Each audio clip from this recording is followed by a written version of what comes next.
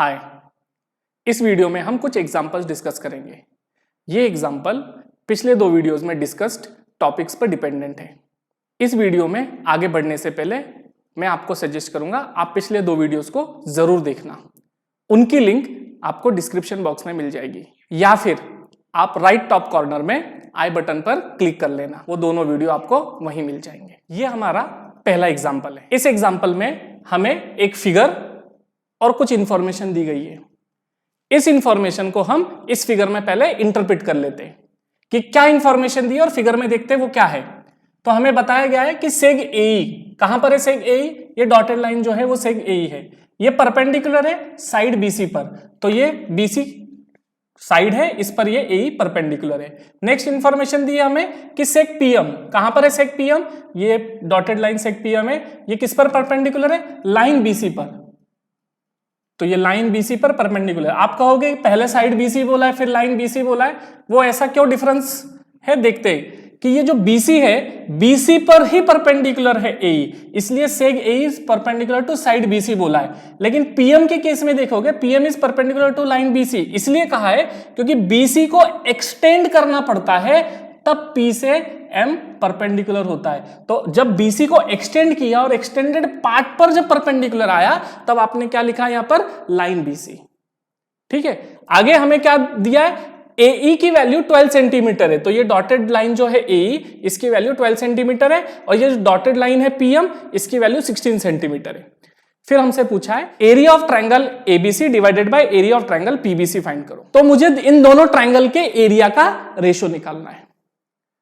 अब कैसे निकालेंगे?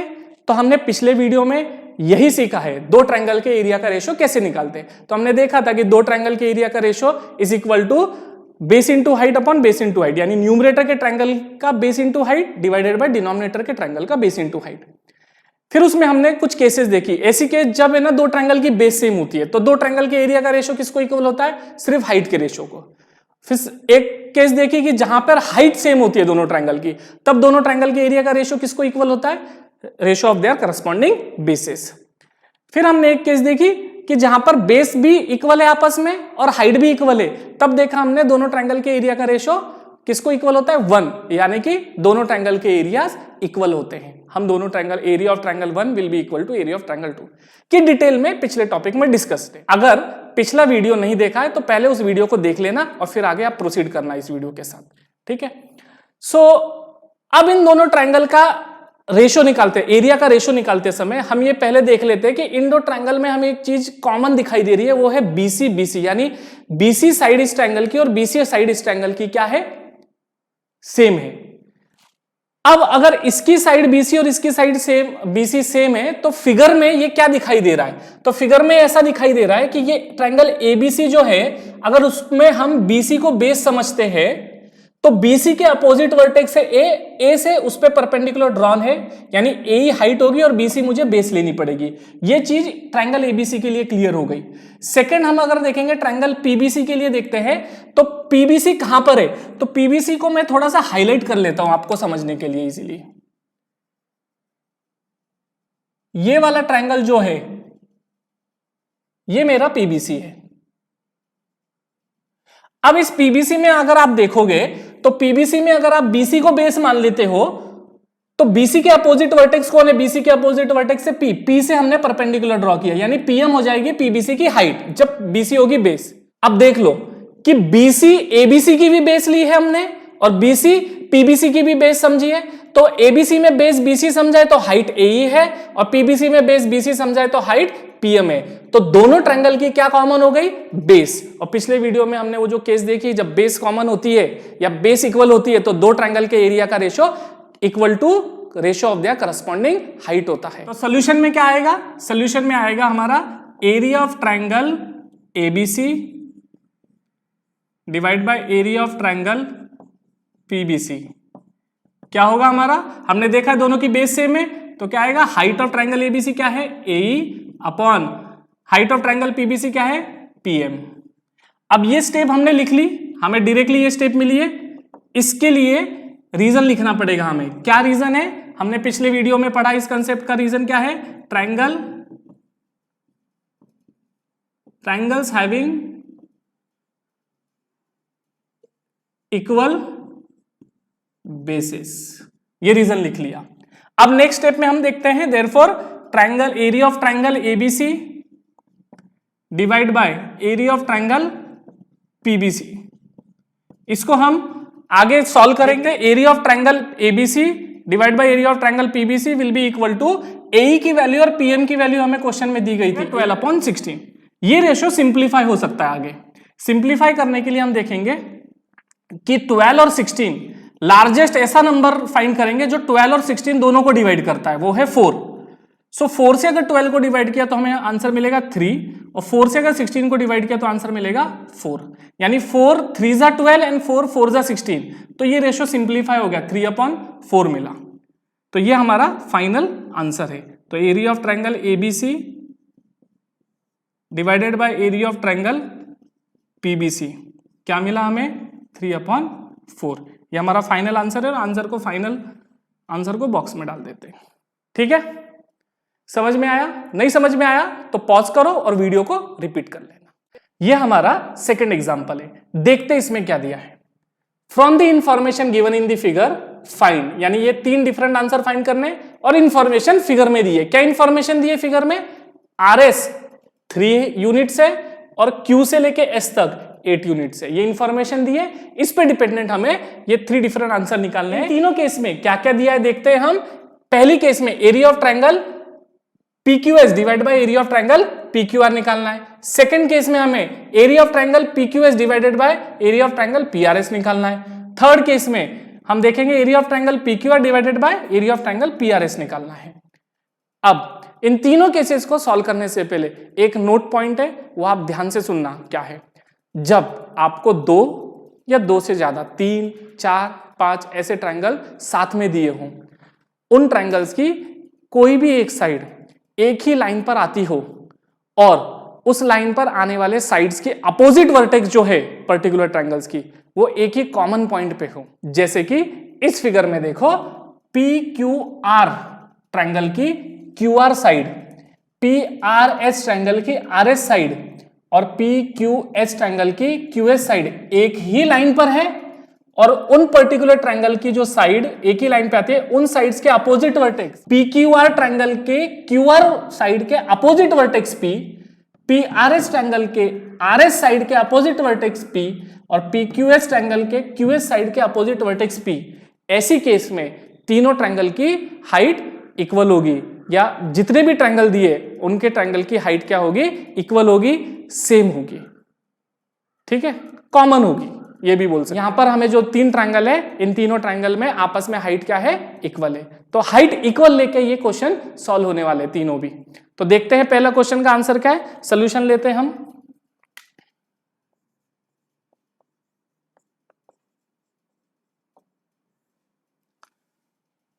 फर्स्ट वन क्या दिया है हमें? Area of triangle PQS divided by area of triangle PQR। तो अभी जैसे मैंने समझाया है कि PQS और PQR ट्रायंगल, दोनों ट्रायंगल की एक साइड एक ही लाइन पर आती है, और वो जो साइड एक लाइन पर आती है उस साइड के अपोजिट वाली वर्टेक्स दोनों ट्रायंगल में जो है वो एक कॉमन पॉइंट पे। तो नोट पॉइंट में मैंने क्या बताया? ऐसे वक्त दोनों ट्रायंगल, तीनों चारों जितने भी ट्रायंगल है, सबकी हाइट क्या रहेगी? सेम। यानी इन दोनों ट्रायंगल की हाइट सेम है। तो हम पहले ड्रॉ कर लेते हैं फिगर में हाइट क्या है, कहां पर है। तीनों की हाइट अगर सेम है, इक्वल है, तो ड्रॉ कर लेते हैं पहले।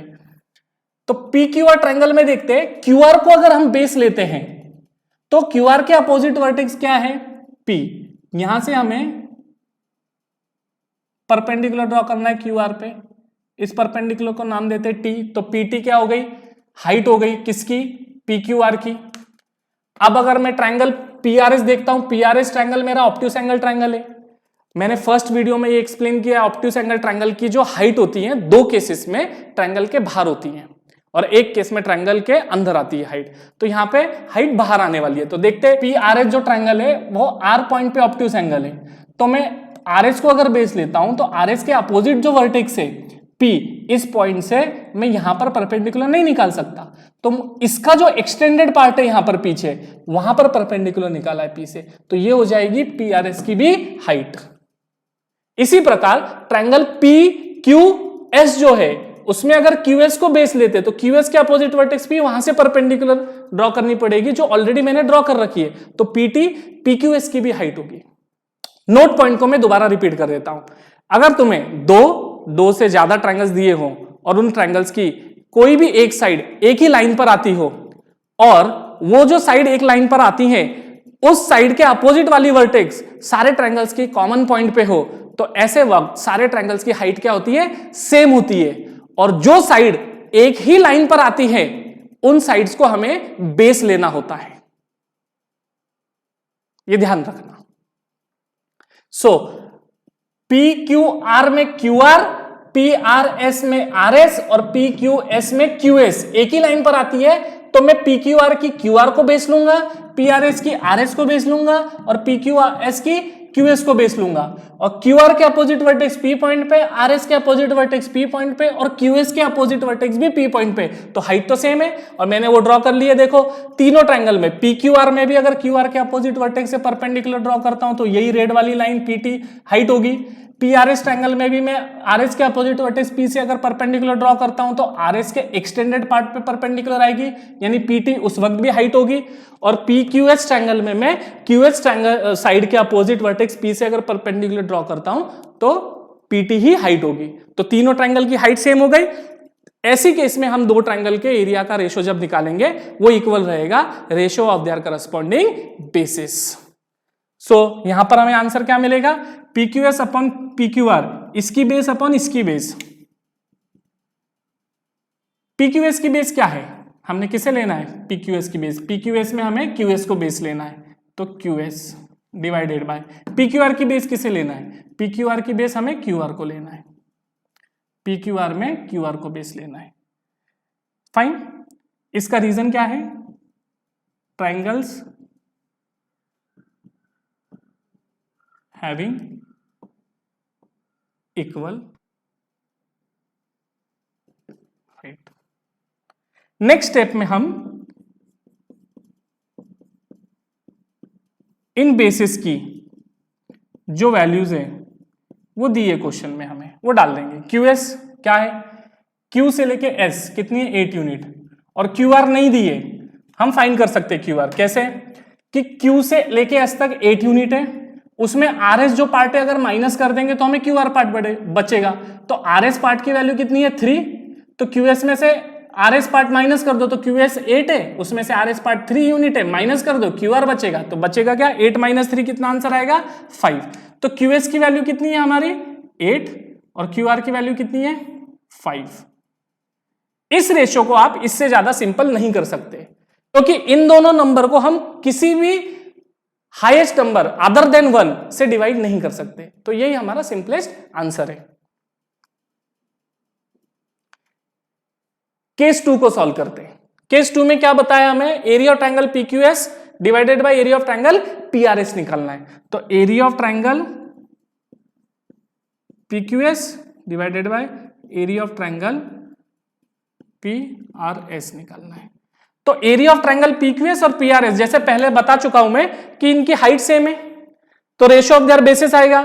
तो PQS की बेस क्या है? PQS की बेस हमें QS को लेना है और PRS की बेस हमें RS को लेना है। सो QS अपॉन RS। और जैसे कि हमें पता है इधर रीजन हम लिखेंगे triangles having equal height. Next step में हम वैल्यू डाल देंगे। क्या वैल्यू होगी हमारी? Area of triangle PQS divided by area of triangle PRS। क्या मिलेगा हमें? QS की वैल्यू कितनी है? QS की वैल्यू 8 है, RS की वैल्यू क्या है? 3। यह हमारा सिंपलेस्ट आंसर है। क्यों? इस रेशियो के नंबर्स को हम किसी भी हाईएस्ट नंबर अदर देन 1 से डिवाइड नहीं कर सकते, तो इससे ज्यादा वो सिंपल नहीं होगा। यह हमारा फाइनल आंसर है। अब हम केस 3 का देखते हैं। केस 3 में हमें ये निकालना है, तो यहीं पे सॉल्व कर लेते हैं case 3। Area of triangle PQR divided by area of triangle PRS निकालना है। तो PQR में हम QR को साइड बेस लेते हैं और PRS में हम RS को। तो क्या होगा? दोनों की हाइट सेम है, तो क्या आएगा हमें? QR upon RS। रीजन क्या आएगा? Triangles having equal Heights. अब रीजन लिख लिया, नेक्स्ट स्टेप में इनकी वैल्यू डाल देंगे। तो नेक्स्ट स्टेप में इनकी वैल्यू डालनी है तो मैं यहां पे सॉल्व कर देता हूं। तो एरिया ऑफ ट्रायंगल क्या था वो, P Q R divided by area of triangle P R S. क्या आंसर है, क्यू आर। क्यू आर की वैल्यू कितनी है, थोड़ी देर पहले मैंने बताई क्यू आर की वैल्यू कितनी सब्स्टिट्यूट की हमने फर्स्ट केस में 5, तो 5 upon R S. R S की वैल्यू क्वेश्चन में दी है 3। ये भी हमारा सिंपलेस्ट रेशो है, इससे ज्यादा सिंपल हम नहीं कर सकते क्योंकि कोई भी अदर देन 1 ऐसा हाईएस्ट नंबर नहीं है जिससे मैं 5 और 3 को डिवाइड कर सकता हूं। तो ये हमारा फाइनल आंसर है। ठीक है, समझ में आया।